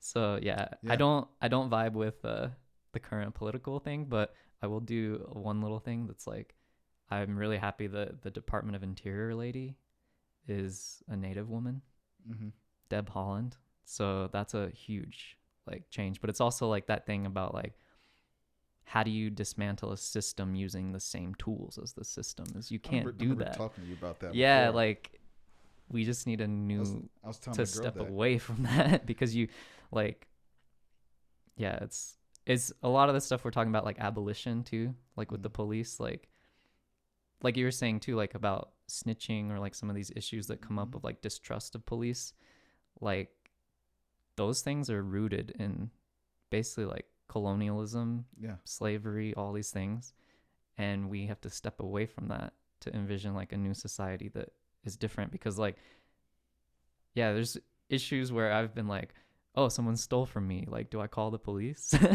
Do I like go talk to them? Like if I know who it is, like you would just go talk to them, right? But then there's all these other issues where like you can't really rely on those systems when they're built to not protect you, like what you've been saying. So yeah, I don't know. I could go lots of different ways with the political discussion, but I also tread carefully because it is divisive.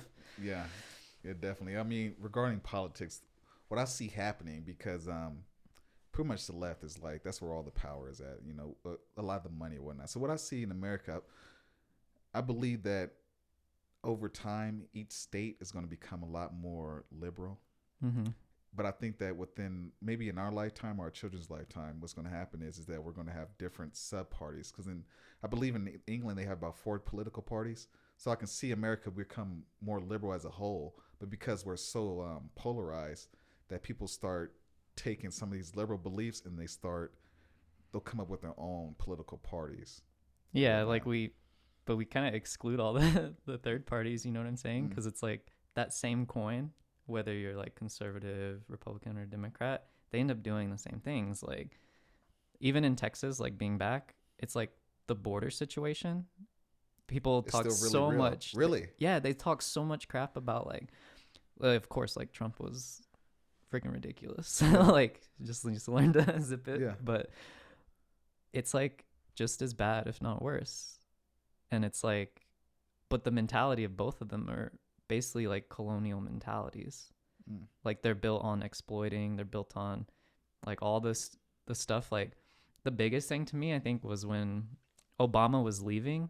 We had all those protests in like Standing Rock with like the tribes, and we were like, let's get this like handled. It's their land. Like don't put stuff on their land that's not supposed to be there. Or like with Bears Ears here in Utah, like we like put so much energy into getting liberals or like the left to like support these things, but they're still in that same system, so they can't like the end result is the same.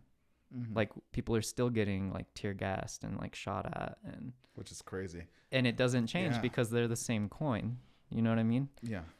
So that's why I think people now are realizing that, especially young folks, definitely, because it's just like this table that we're sitting at just needs to be flipped.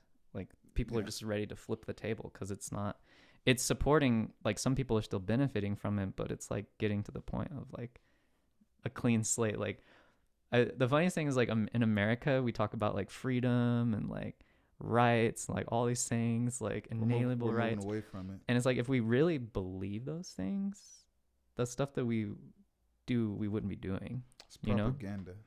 Yeah. So, and especially like, I guess I'm more of like a, like if you're in those circles, you start hearing a lot about mutual aid or like communities helping communities, or like having like not needing police, right? Because you're kind of going to a place where like you look out for each other, and our community here in America is like very individualized. Like it's very like isolating. Like it's like me all the time. We're taught that. Yeah, and people aren't normally like that. The way humans are is like we are very communal to begin with. And we rely on each other, and it's like, yeah, it's unnatural. Kind of like what you were saying about people come here and they get sick because it's like that mentality is fed to them. Yeah. And even if they're like from here, like certain things, like we all kind of buy into it in our own little ways to fulfill those ideas that people place on us, like those boxes. So it's like, how do we all like come together and sort of dismantle those things? It's really, before we dismantle it, really, you have to have a deep understanding of like, first off, how it was built and why it was built the way it was built. Oh yeah, because there's not everything within it is toxic. It's just you have to learn, because if you can see things as it is, you're aware of the positive aspects of it and the negative aspects of it. You can address the negativity. Because if you were to just tear the entire system apart, it's not promised that it's going to completely work out. Because there's a reason that the culture was built. I mean, America was built with the rights and with the basically built the way. There's a reason America was built the way that it was built, because of like prior civilizations. Oh, and yeah. how they handle things, because of how we are as a species. Think about was it the Articles of Confederation was based on that's what I was thinking about, the Iroquois Confederation. Yeah. So the Nzanzi, like the I don't know if I said that right, but like the New England tribes, like Benjamin Franklin and all those guys, Hamilton, all of them were like, oh yeah, look at what they're doing. And they say it's like based off the Magna Carta, but it's really like the indigenous folks here had like councils and confederations and groups to do some of those things, like mutual aid and all that. But then it's like we have this system that's kind of like, it's built to exploit. Well, we kind of like whitewash history in general, what I mean? So that's not nothing that's surprising, for us to do something. U.S. like history that's taught here is not. Well, history. My point is, regardless of where it comes from, there's some good aspects of like the system that we have right now. It's just we have to really know how the system actually works, why it works the way it works, before we can actually go in and move it around. Because if you were to like completely change the American system, like we would go through a economic collapse. Like before it actually gets better, it will get way worse, and then you will build from scratch. Is that what you're thinking? Like flip the I whole. mean, that's what I Is that what you're thinking? Flip the whole system apart and then just.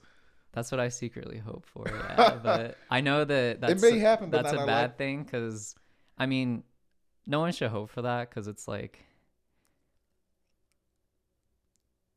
when shit hits the fan, we'll say like it's no one wants to be in that situation, and we haven't really got there. Like No. we've been kind of like skimming the surface. Yeah, I've seen But what happened to Russia. You know, yeah, I they mean, went through it. but then I think there's pockets where shit has hit the fan. Like when we look at even the past like decade, like we look at the hurricanes that have destroyed like whole cities and caused mass chaos. We look Yeah. at like Detroit with like the collapse of the economy up there and the stuff in Flint, like all those things. Like it's happened before. Like it's completely flipped, Mhm.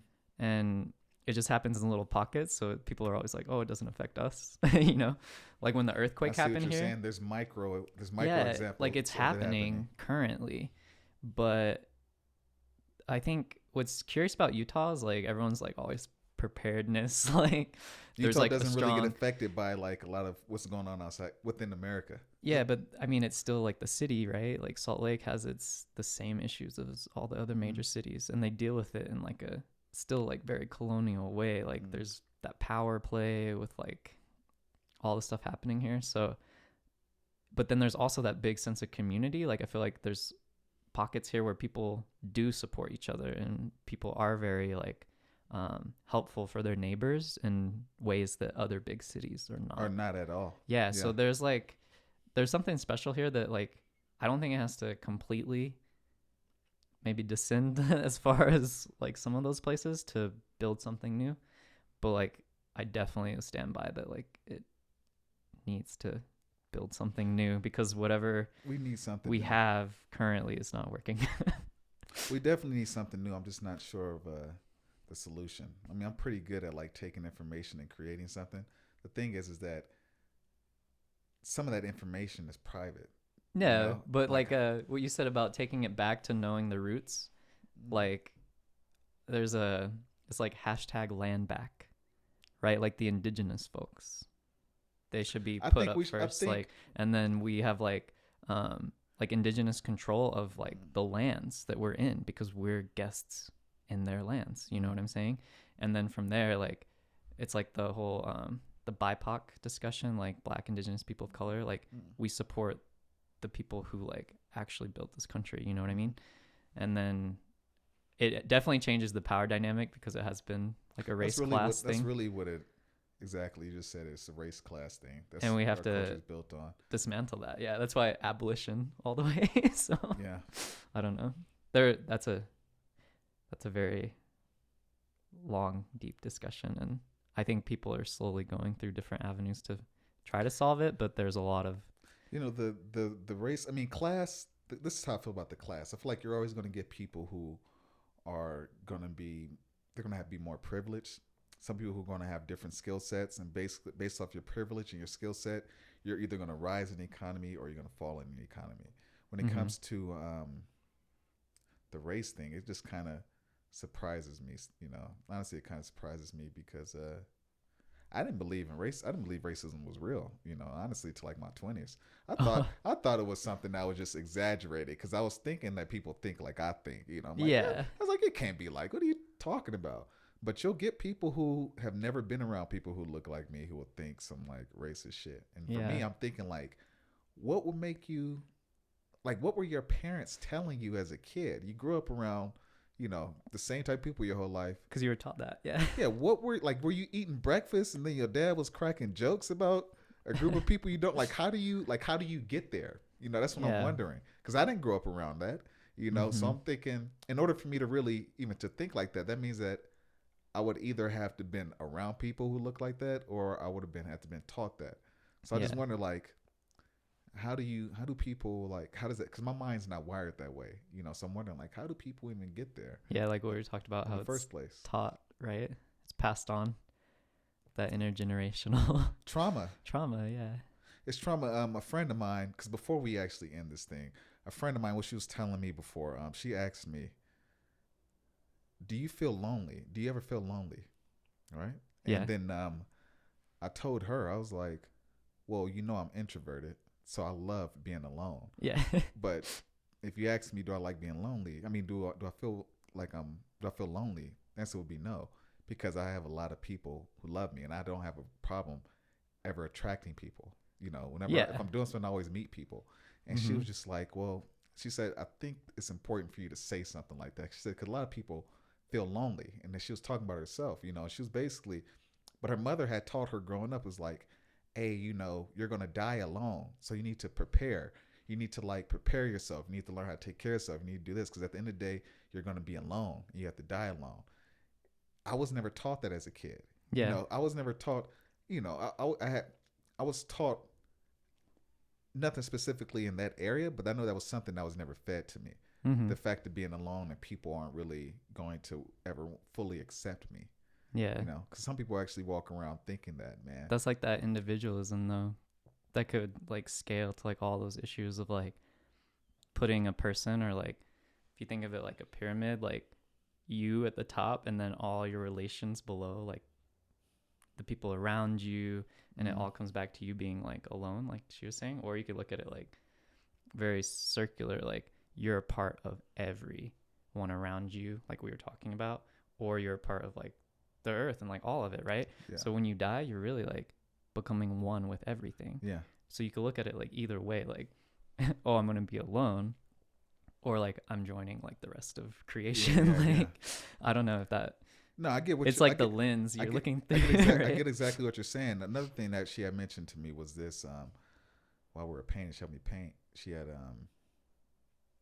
I was telling her a little bit about my life, my upbringing, things that helped provide me with energy and made me confident. And one of the things I told her, I was talking about superheroes, and I was like, a lot of these superheroes, there's a dynamic. You have a lot of these superheroes and the villains, they all have like similarities, but they made different decisions, and then one is more positive than the other. And I was just basically telling her, when I have a child, I would like to pass some of this down to my child, some of the deeper meaning behind some of these stories and whatnot. And then she had mentioned to me, like, she's like, well, when I have a child, I don't want to tell him like all this good stuff, because the world doesn't work that way. There's, most of the stuff. She mentioned a bunch of negative stuff, and I was like, why would you do that to your child? I was like, most of the stuff in the media right now is negative. Most of the things you see on TV are negative. Yeah. So why would you take away that one positive component and then to make it negative? It's like you're basically rewiring your child to have a negative mindset. Mm-hmm. And she thought about it. She was like, I wasn't thinking like that. But I think a lot of people get tied up into things that basically create negative thought habits, man. Yeah, the spiral. Yeah. It just pulls you down into it. But when you mentioned storytelling was like an important way to like pass on things, or even to like as lessons, right? Mm-hmm. Like through things like characters or like myths or like fantasy or any of that stuff, that's like a really deep like way that humans, I think, how we understand things. Yeah. So there's a book right there called The Writer's Journey. Yeah. I'm going to write a book. Yeah. My mentor told me about that book about 5 years ago. I bought that book. Haven't read it yet. I've been reading other stuff. Mm-hmm. But for this book that I'm going to create, I'm going to use all of my experiences that I had in life and all the people that I met. Some of those relationships went good, some went south. And I'm going to put together some kind of like something like the Lord of the Rings, something like Star Wars, but some kind of like world that I'm going to create. The hero's journey, right? It's the journey through all the pendulum of life, the lows and the highs. And it's just as I get older, I have a deeper understanding, not just around life, but a lot of these stories, like, something like a Star Wars has a deep meaning behind it, or something like some comic books, or just like a lot of these, the Bible, religion, a lot of these stories that were created were meant to basically express the human journey, psychological, mental aspects of being human, and then they're just expressed or illustrated differently within like some of these images, these pictures, or like through words To create. yeah Yeah. Yeah. yeah To pass on lessons. And definitely. So yeah, I would like to leave a piece of art, a piece of art after I die that basically helps people grow like consciously, you know. yeah, even from a long way. Yeah. That's the coolest thing, I think, because when you're creating, you're always affecting people that you maybe not even, like, you might not even see them ever, but you like have a positive impact on them, or like, I'm glad you just said that. yeah. In my YouTube channel, right, there was a kid. I made a video about it was something around self-help. Most of my stuff on my YouTube channel is around tech, but Yeah. I had broke off and I had said something about something around self-help, and I mentioned about basically removing negativity out of your life from yourself, and then actually creating an environment, removing yourself from negative people. And one of these kids, he had asked me, he said, well, what if these people are your parents? Yeah. Right? And then I responded to him and I told him, like, look it, I actually cut my father off a year ago. And I cut my father off because of it wasn't because of one situation, but there's been plenty of times in my life where it was just like some really nasty shit, some negative shit. Yeah. And I said I had to make an adult decision, like, hey, do I want this energy in my life? Do I want my child to be around this? Do I want my child to see this and to basically copy it? And then for the next generation, it just lives on. Like, no. So I was like, I actually cut my parent off. I was like, it was best for me so that I can become the best person I want to be and to create the environment I want to create. And then the kid, his response to me was like, thank you, thank you so much. I'm glad you said that. I needed something, something, something. But after I said that to him, like, he was like commenting on every video I posted after that. He always liked it, made a comment. He was very supportive because he knew what I had said had helped him because he was going through something. Yeah. And you never know, like, even those little moments, like little things, you never know like who it's going to affect down the road, or like how that karmic cycle will come back to support you. And it's like, that's something my mom always reminds me, like, if I ever get down, because like I'm a teacher. Yeah. So like I've seen these kids, like I started teaching probably just like downtown here at Binion when I was like 20, 21. And I was on tracks one day and I like saw one of the kids that was like a little elementary kid back in the day. And now like 10 years later, right, they're like graduating high school and they're like, Mr. Paul, like you helped me so much. Like I had no idea. And like about some of these things you were like talking me through, like with her personal life and like all this. And like she was like, you really helped me. So I was like blown away because I was just like on tracks and I didn't recognize her either. Yeah. And it's like, you never know like who you're going to affect. So like, you just got to like keep pushing forward, keep creating, keep like putting out that energy that you want the universe to like reciprocate, So yeah, it may not feel like it right then and there, but I definitely believe that whatever energy, whatever you put out there is going to return to you. Yeah, it's going to return. Yeah. And that's the hardest thing to do, right? When you're confronted, like we talked about, with negative energy, to be kind to that negative energy to help smooth it out, because they're just people too, Yeah, because they could flip. Yeah, they can flip, and we're all capable. Person. We're all capable of. I noticed both. that I came to that conclusion as well. I was like, if my friends, people who I loved, that I admired, went down a negative route, that means that I could do the same thing. Yeah. So I have to be very conscious of like my thoughts. But anyways, man, let's end this. I'm gonna get some food. I'm hungry. Yeah, we've been talking for like a while. It's been a minute. It still going? All right. Yeah. All right. So, yep. This is the end of the show. I'll catch you guys next time. All right. Yeah. Peace. D and Paul. Find me at P Wildwise. What's up? I'm gonna put your Instagram on so people will see it. But anyways, let's end it, man. Peace. Thank you, D.